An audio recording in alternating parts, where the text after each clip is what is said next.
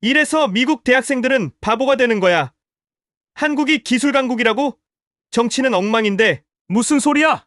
가장 발달된 나라는 중국이라고. 하버드 대학교 경제학부 강의실에 날카로운 목소리가 울려 퍼졌습니다.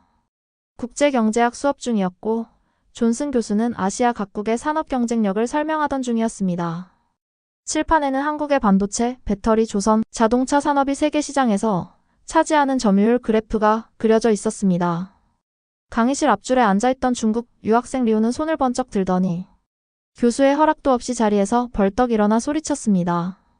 존슨 교수는 60대 중반, 하얀 머리카락에 검은 뿔테 안경을 쓴 전형적인 학자 스타일이었습니다.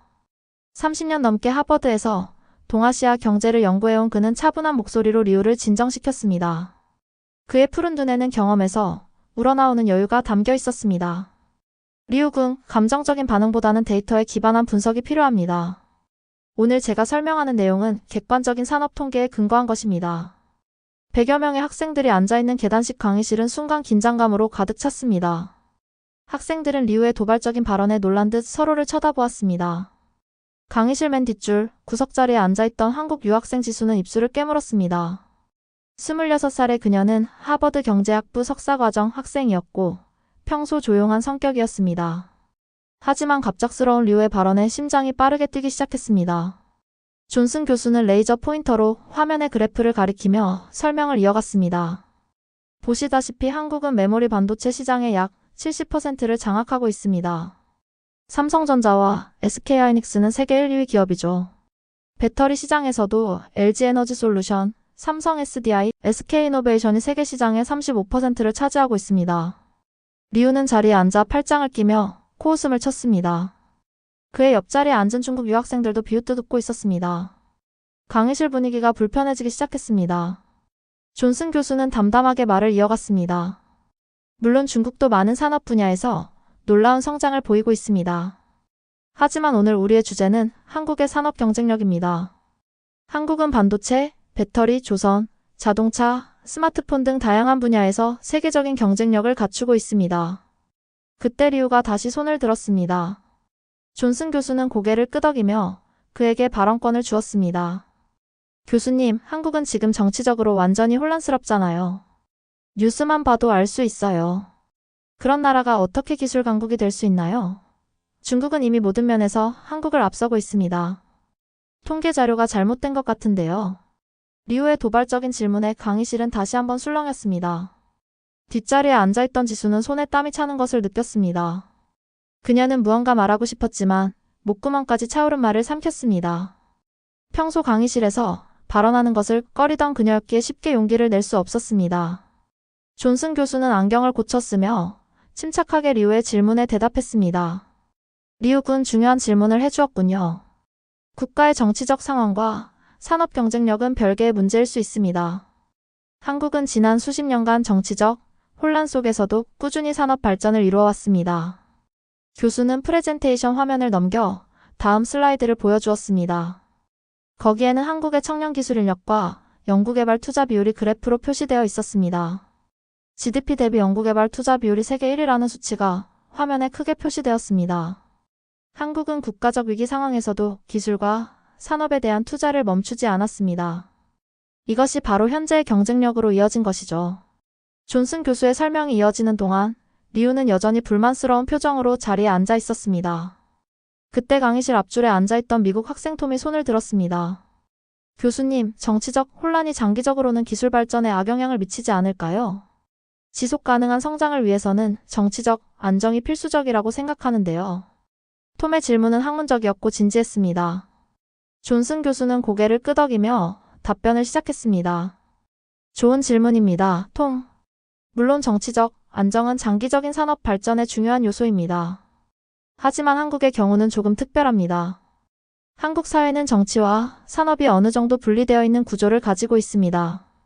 기업들은 정부의 상황과 상관없이 자체적인 혁신과 투자를 이어왔죠.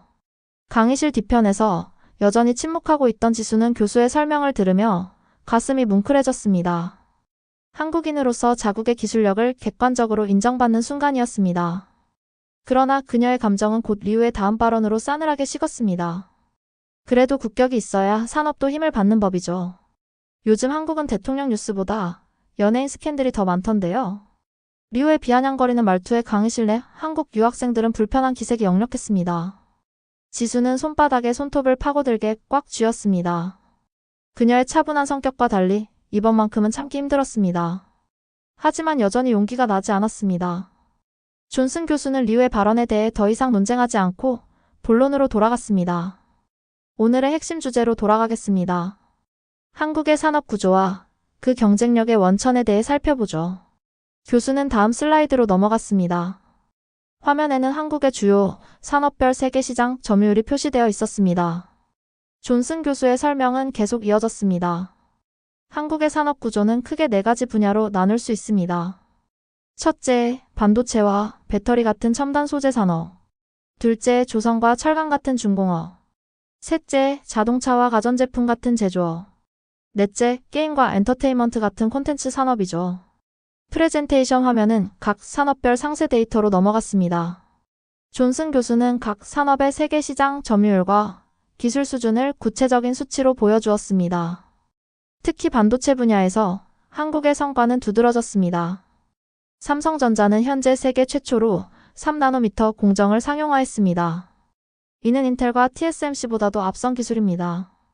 메모리 반도체 시장에서는 삼성과 하이닉스가 세계 시장의 70% 이상을 차지하고 있죠. 존슨 교수의 설명에 강의실의 대부분 학생들은 진지하게 경청했습니다. 많은 학생들이 노트북으로 필기를 하거나 교수의 설명을 녹음하고 있었습니다. 하지만 리우와 그의 친구들은 여전히 불만스러운 표정으로 앉아 있었습니다. 교수는 이어서 한국의 배터리 산업에 대해 설명했습니다. 전기차 배터리 시장에서 한국 기업들은 중국과 일본을 제치고 높은 점유율을 차지하고 있습니다. 특히 고성능, 고효율 배터리 분야에서는 기술적 우위를 점하고 있죠. 그때 프랑스 유학생 마리가 손을 들었습니다. 존슨 교수는 그녀에게 발언권을 주었습니다. 교수님, 한국 기업들은 혁신이 빠르지만 전통은 약한 것 같아요. 프랑스나 독일 기업처럼 오랜 역사와 전통을 가진 기업이 많지 않잖아요. 이건 약점이 아닐까요? 존슨 교수는 고개를 끄덕이며 대답하려 했지만 그때 뜻밖의 일이 벌어졌습니다. 강의실 뒤편에서 조용히 앉아있던 지수가 손을 들었습니다. 평소 발언을 거의 하지 않던 그녀였기에 모두가 놀란 눈으로 바라보았습니다. 질문하셔도 좋습니다, 지수 양. 존슨 교수가 말했습니다. 지수는 천천히 자리에서 일어났습니다. 그녀의 목소리는 처음에는 떨렸지만 말을 이어가면서 점점 단단해졌습니다. 저는 마리의 질문에 대해 한국 학생으로서 의견을 말씀드리고 싶습니다. 한국 기업들이 역사가 짧은 것은 사실입니다. 하지만 그렇기 때문에 오히려 더 유연하게 변화에 대응할 수 있다고 생각합니다. 소비자의 필요가 바뀌면 제품도 바로 바뀌는 게 우리의 강점이라고 생각해요. 강의실 내 학생들은 지수의 발언에 귀를 기울였습니다. 평소 조용하던 학생의 갑작스러운 발언이었지만 그녀의 말은 설득력이 있었습니다. 지수는 계속해서 말했습니다. 그리고 정치적 혼란에 대한 질문이 있었는데요. 한국은 지난 수십 년간 정치적 혼란기에도 기술 발전을 멈추지 않았습니다. 왜냐하면 기술은 정치인이 아닌 평범한 엔지니어와 과학자, 그리고 열정을 가진 국민들이 만들어가는 것이기 때문입니다. 지수의 말이 끝나자 강의실은 잠시 침묵에 빠졌습니다. 존슨 교수는 미소를 지으며 고개를 끄덕였습니다. 그런데 갑자기 앞줄에 앉아있던 리우가 다시 손을 번쩍 들었습니다. 교수님, 반론을 제기해도 될까요? 리우의 목소리에는 분노가 묻어 있었습니다. 존슨 교수는 잠시 고민하는 듯 했지만 학문적 토론을 위해 그에게 발언권을 주었습니다. 리우는 자리에서 벌떡 일어났습니다. 방금 말씀하신 것처럼 한국이 기술 강국이라면 왜 세계 시장에서 중국 기업들에게 점점 밀리고 있는 건가요? 화웨이, 알리바바, 텐센트 같은 중국 기업들은 이미 세계 시장을 장악하고 있습니다. 리우의 발언에 강의실 내 중국 유학생들은 동조하는 듯 고개를 끄덕였습니다. 반면 한국 유학생들과 다른 나라 학생들은 불편한 기색이 역력했습니다. 존슨 교수는 차분하게 대답하려 했지만 지수가 다시 손을 들었습니다. 이번에는 그녀의 표정이 달라져 있었습니다. 평소의 차분함 대신 강인한 의지가 느껴졌습니다. 리우 학생의 의견에 반박하고 싶습니다. 지수의 목소리는 이제 확신에 차 있었습니다. 중국이 시장 규모에서 앞서는 것은 사실입니다. 하지만 기술의 질적 수준에서는 여전히 차이가 있습니다. 반도체 미세 공정 기술, 고성능 배터리 효율, 자동차 연비와 안전성 등에서 한국 기업들은 여전히 경쟁력을 유지하고 있습니다. 지수의 논리적인 반박에 강의실 내 분위기가 달라지기 시작했습니다. 많은 학생들이 고개를 끄덕이며 그녀의 말에 동의하는 듯했습니다. 중국과 한국은 서로 다른 산업 발전 경로를 걸어왔습니다. 단순히 시장 점유율만으로 기술력을 평가하는 것은 공정하지 않다고 생각합니다. 지수의 말이 이어졌습니다. 리우는 비웃듯 코웃음을 치며 자리에 앉았습니다. 그의 표정에는 여전히 불만이 가득했지만 더 이상의 반박은 하지 않았습니다. 그때 독일 유학생 한스가 손을 들었습니다. 존슨 교수는 그에게 발언권을 주었습니다. 저는 조금 다른 관점에서 질문하고 싶습니다. 한국의 기술적 성과는 인정하지만 이러한 산업 성장이 실제로 국민 삶의 질 향상으로 이어지고 있는지 궁금합니다. 특히 청년 실업률이나 소득 불평등 문제는 어떤가요? 한스의 질문은 매우 학구적이고 중립적이었습니다. 존슨 교수는 이번 질문에 직접 답변하기 시작했습니다. 한스 군, 매우 중요한 질문입니다. 한국은 급속한 산업화 과정에서 일부 사회적 문제들을 겪고 있는 것이 사실입니다. 그러나 선진국으로 발전해가는 과정에서 이러한 문제들을 해결하기 위한 노력도 병행하고 있습니다. 존슨 교수는 다음 슬라이드로 넘어갔습니다. 화면에는 OECD 국가별 삶의 질 지표가 표시되어 있었습니다. 한국은 교육, 건강, 안전 분야에서는 높은 점수를 받고 있지만 일과 삶의 균형이나 주거, 환경 측면에서는 아직 개선의 여지가 있습니다. 교수의 설명이 계속되는 동안 강의실의 분위기는 점차 학문적 토론으로 변해갔습니다. 처음에 날카로운 대립은 서서히 진정되었고 학생들은 각자의 의견을 조금 더 객관적으로 제시하기 시작했습니다. 존슨 교수는 이런 변화를 만족스럽게 지켜보고 있었습니다. 이제 한국 산업의 미래 전망에 대해 이야기해보겠습니다. 특히 반도체, 배터리, 자동차, 바이오 산업을 중심으로 살펴보죠. 교수가 새로운 주제로 넘어가려는 순간 강의실 중간에 앉아있던 프랑스 유학생 마리가 다시 손을 들었습니다. 교수님, 질문이 있습니다. 프랑스나 독일과 같은 전통적인 산업 강국들과 비교했을 때 한국의 혁신 모델은 어떤 차이점이 있나요? 특히 럭셔리 산업이나 고급 브랜드 측면에서 한국은 아직 약하지 않나요? 마리의 질문은 정중했고 진지한 학문적 호기심이 담겨 있었습니다. 존슨 교수는 그녀의 질문에 고개를 끄덕이며 대답하려 했지만 이번에도 지수가 손을 들었습니다. 교수는 미소를 지으며 그녀에게 발언권을 주었습니다. 지수는 이제 자신감 있게 자리에서 일어났습니다. 첫 발언 때와는 달리 그녀의 목소리에는 떨림이 없었습니다. 마리의 질문에 답변 드리고 싶습니다. 럭셔리 산업이나 고급 브랜드 측면에서 한국이 프랑스나 이탈리아에 비해 약한 것은 사실입니다. 하지만 그것은 한국 산업의 발전 방향이 달랐기 때문이라고 생각합니다. 지수는 잠시 생각을 정리한 후 계속해서 말했습니다. 한국은 고도의 기술력을 바탕으로 한 제품의 실용성과 효율성에 집중해왔습니다. 이는 한국만의 강점이라고 생각합니다. 그리고 최근에는 삼성, LG와 같은 기업들이 프리미엄 시장에도 성공적으로 진출하고 있고 한류 콘텐츠를 통해 문화적 소프트 파워도 키워가고 있습니다. 마리는 지수의 설명에 고개를 끄덕이며 수긍했습니다. 강의실 내 다른 학생들도 지수의 논리적인 답변에 호응하는 듯 했습니다. 그때 뜻밖의 인물이 발언을 요청했습니다. 바로 리우였습니다. 존슨 교수는 잠시 망설이다가 학문적 토론의 기회를 주기 위해 그에게 발언권을 주었습니다. 저는 여전히 한국보다 중국이 더 발전했다고 생각합니다만 리우의 목소리는 이전보다 차분해져 있었습니다. 한 가지 질문이 있습니다. 한국의 기술 발전이 실제로 얼마나 독자적인 것인지 궁금합니다. 처음에는 미국과 일본의 기술을 모방하지 않았나요? 리우의 질문은 도발적이었지만 이전과 달리 학문적 논쟁으로서의 가치가 있었습니다. 존슨 교수는 고개를 끄덕이며 대답하려 했습니다. 좋은 질문입니다, 리우 군. 사실 모든 국가의 산업화 과정에는 선진국 기술의 학습과 모방이 있었습니다. 미국도 영국의 기술을 배웠고 일본도 독일과 미국의 기술을 배웠죠. 한국의 경우도 초기에는 선진국 기술을 학습했지만 존슨 교수의 말이 끝나기도 전에 지수가 다시 손을 들었습니다. 이번에는 그녀의 표정이 더욱 진지했습니다. 교수는 잠시 그녀를 바라보다가 고개를 끄덕였습니다. 지수는 천천히 자리에서 일어났습니다. 리우 학생의 질문에 한국 학생으로서 답변하고 싶습니다. 지수의 목소리는 단호했습니다. 맞습니다. 한국은 산업화 초기에 선진국의 기술을 배웠습니다. 그러나 중요한 것은 그 이후의 과정입니다. 한국 기업들은 단순히 모방에 그치지 않고 자체적인 연구개발에 엄청난 투자를 해왔습니다. 지수는 잠시 숨을 고르더니 계속해서 말했습니다. 삼성전자의 경우 지난 10년간 매출의 약 8%를 연구개발에 투자해왔습니다. 이는 글로벌 기업 중에서도 매우 높은 수준입니다. 그 결과 오늘날 한국은 세계 특허 출원 건수 상위 국가에 속하게 되었습니다. 강의실 내 학생들은 지수의 논리적인 설명에 귀를 기울였습니다. 이전과 달리 리우조차도 적어도 표면적으로는 진지하게 듣는 모습이었습니다. 그리고 한 가지 더 말씀드리고 싶은 것은 지수의 목소리에는 이제 뚜렷한 자부심이 담겨 있었습니다. 한국의 기술 발전은 국민들의 교육열과 열정, 그리고 위기 속에서도 포기하지 않는 끈기에서 비롯된 것입니다. IMF 외환위기, 글로벌 금융위기 등 수많은 위기 속에서도 한국은 기술 개발을 멈추지 않았습니다. 지수의 말이 끝나자 강의실에는 짧은 정적이 흘렀고 이어서 몇몇 학생들이 소리 없이 박수를 쳤습니다. 지수의 답변은 단순한 애국심을 넘어선 논리적이고 설득력 있는 것이었습니다. 존슨 교수는 만족스러운 표정으로 고개를 끄덕였습니다. 지수 양 매우 통찰력 있는 답변입니다.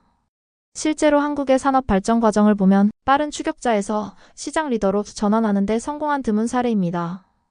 교수는 칠판으로 걸어가 큰 글씨로 두 줄을 적었습니다. 정치는 단기 리스크고 산업은 장기 자산.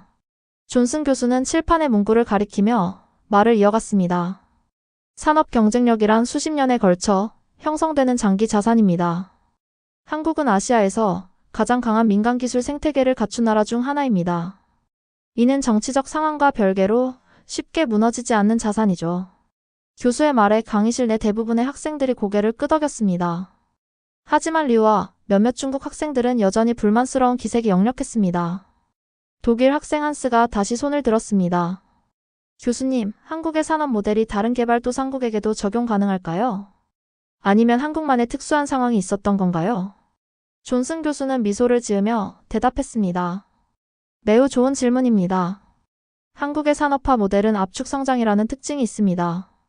유럽이나 미국이 200년에 걸쳐 이룬 산업화를 한국은 50년 만에 이루어냈죠. 이는 정부의 전략적 산업정책, 기업의 과감한 투자, 그리고 높은 교육 수준을 갖춘 인적 자원 덕분이었습니다. 존슨 교수는 칠판에 몇 가지 키워드를 더 적었습니다. 전략적 투자, 인적 자원, 위기 극복 능력. 다른 개발도상국들도 이런 요소들을 갖춘다면 한국의 모델을 어느 정도 적용할 수 있을 것입니다. 하지만 각 국가의 역사적, 문화적 맥락에 맞게 조정이 필요하겠죠. 교수의 답변이 끝나자 지수가 다시 손을 들었습니다. 이번에는 그녀의 표정이 매우 진지했습니다. 존슨 교수는 그녀에게 발언권을 주었습니다. 교수님과 한스 학생의 의견에 보충하고 싶습니다.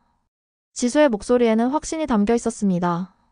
한국 산업 발전의 또 다른 중요한 특징은 끊임없는 위기 속에서도 멈추지 않는 혁신이었다고 생각합니다. 일제강점기 한국전쟁, 군사독재, 외환위기, 금융위기. 이 모든 위기 속에서도 한국 기업들은 기술 혁신을 멈추지 않았습니다. 그녀는 잠시 숨을 고르고 계속했습니다. 기술은 정치보다 오래갑니다. 그리고 그 기술을 만든 건 바로 평범한 국민들이었습니다. 이것이 제가 한국인으로서 가장 자랑스럽게 생각하는 부분입니다. 지수의 진심 어린 발언에 강의실은 잠시 고요해졌습니다. 그리고 놀랍게도 앞줄에 앉아있던 미국 학생 톰이 박수를 치기 시작했습니다. 그의 박수에 다른 학생들도 하나둘씩 동참했고 곧 강의실 전체가 박수 소리로 가득 찼습니다. 강의가 끝난 후 학생들은 몇몇 그룹으로 나뉘어 토론을 이어갔습니다. 존슨 교수는 자신의 연구실로 돌아가기 전에 강의 자료를 정리하고 있었습니다. 그때 지수가 조심스럽게 교수에게 다가왔습니다. 교수님, 오늘 수업 중에 너무 감정적으로 발언해서 죄송합니다. 지수의 목소리에는 미안함이 담겨 있었습니다. 존슨 교수는 따뜻한 미소를 지으며 대답했습니다. 전혀 그렇지 않았어요, 지수 양. 당신의 발언은 매우 논리적이고 학문적이었습니다. 오히려 수업을 풍요롭게 해주었죠. 교수의 말에 지수는 안도의 미소를 지었습니다. 그때 그녀의 뒤에서 나직은 목소리가 들렸습니다. 지수, 잠깐 이야기 좀 할 수 있을까? 돌아보니 리우가 서 있었습니다. 그의 표정은 수업 중 보였던 오만함과는 달리 조금 수그러들어 있었습니다. 존슨 교수는 두 학생에게 미소를 보내고 자리를 떠났습니다. 무슨 일이야, 리우? 지수가 물었습니다. 리우는 잠시 머뭇거리다가 말했습니다. 사실 내가 너무 공격적이었던 것 같아. 미안해. 지수는 놀란 표정으로 리우를 바라보았습니다. 수업 내내 한국을 비하하던 그가 이렇게 사과할 줄은 예상하지 못했습니다. 괜찮아. 학문적 토론이었으니까. 지수는 담담하게 대답했습니다. 리우는 잠시 주변을 둘러본 후 목소리를 낮추어 말했습니다. 사실 나도 한국의 기술력은 인정해. 베이징에 있는 우리 집에는 LGTV 삼성 냉장고가 있어. 아버지는 현대 자동차를 타시고 중국 정부가 한국 기업들을 경계하는 이유가 있지. 그의 솔직한 고백에 지수는 웃음을 참을 수 없었습니다. 그렇구나.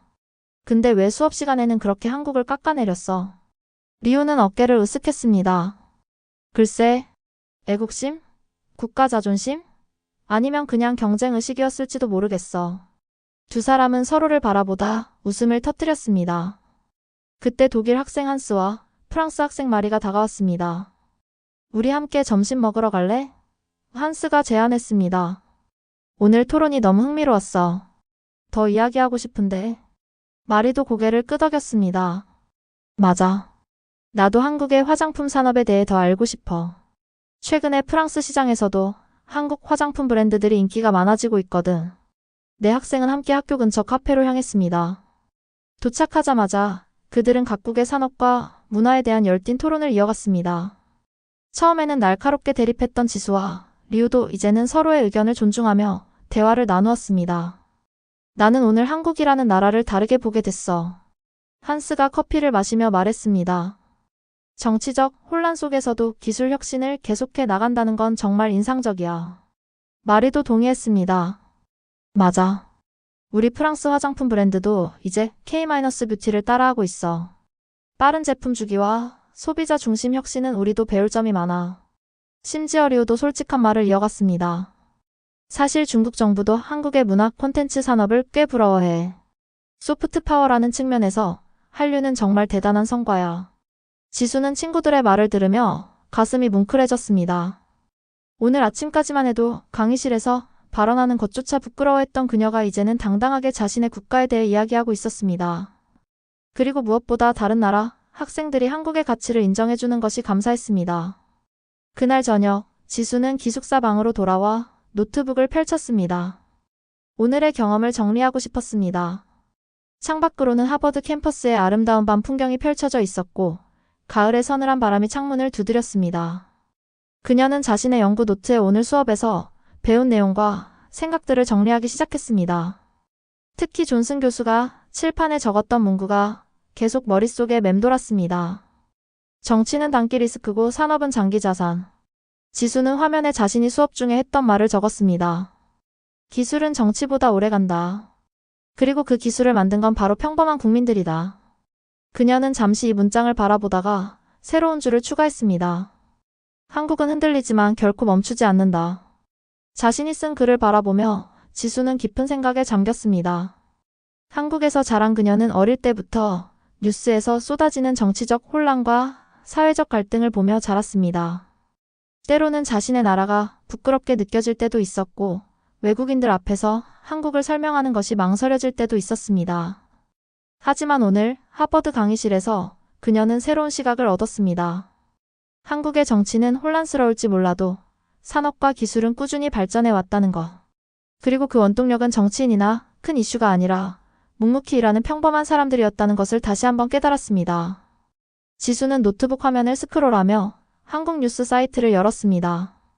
여전히 정치적 혼란을 다루는 기사들이 화면을 가득 채우고 있었습니다. 하지만 이제 그녀는 그 너머를 볼 수 있었습니다. 연구실에서 밤을 새우는 엔지니어들, 공장에서 품질 관리에 심혈을 기울이는 노동자들, 세계 시장을 개척하는 영업사원들.